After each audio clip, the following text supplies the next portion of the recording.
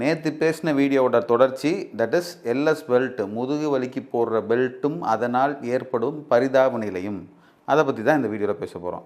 இப்போ முதுகு வலிக்கு பெல்ட் வாங்கி போடுற ஒரு பிரச்சனையை பற்றி நேற்று பேசியிருந்தோம். இன்றைக்கி இந்த வீடியோவில் என்ன பேச போகிறோன்னா, பின்பக்கம் பிளேட்டு வச்சு முன்னாடி இறுக்கி கட்டுற பெல்ட்டு. எல்லோரும், நான் ரோட்டில் போயிட்டுருக்கேன், நான் கார் ட்ரைவ் பண்ணாலும் சரி, பைக், ஏதோ ஒரு பெரிய போர் வீரன் கேடயத்தை போட்ட மாதிரி அப்படின்னு அப்படியே ஓட்டிகிட்டு போகிறாங்க.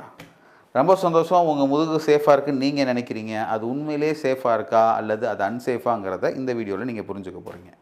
இப்படி இறுக்கி வைத்த கெட்டுறீங்களே, உங்களுடைய breathing pattern, that is intra abdominal pressure, வயிற்றுக்குள்ளே இருக்க ப்ரெஷர் வேரியேஷன்னால் உங்களால் ஆழமாக மூச்சு எடுக்க முடியுமா? தட் இஸ் இன்டர்னலாக நீங்கள் ஏர் இன்டேக் பண்ணுறீங்க இல்லையா, இன்ஹலேஷன் வால்யூம், அது எவ்வளோ எடுக்கிறீங்க, அது எவ்வளோ குறைய போகுது அப்படிங்கிறத நீங்கள் தெரிஞ்சுக்கணும்.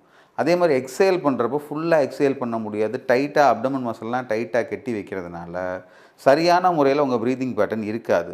நீண்ட நாள், அதாவது முதுகுவலி பெல்ட் யூஸ் பண்ணுற உங்களுக்கு கண்டிப்பாக இழப்பு போன்ற பிரச்சனைகள் வரும். அந்த மாதிரி யூஸ் பண்ணுற பேஷண்ட் உங்களுக்கு கண்டிப்பாக செரிமான பிரச்சனை வரும்.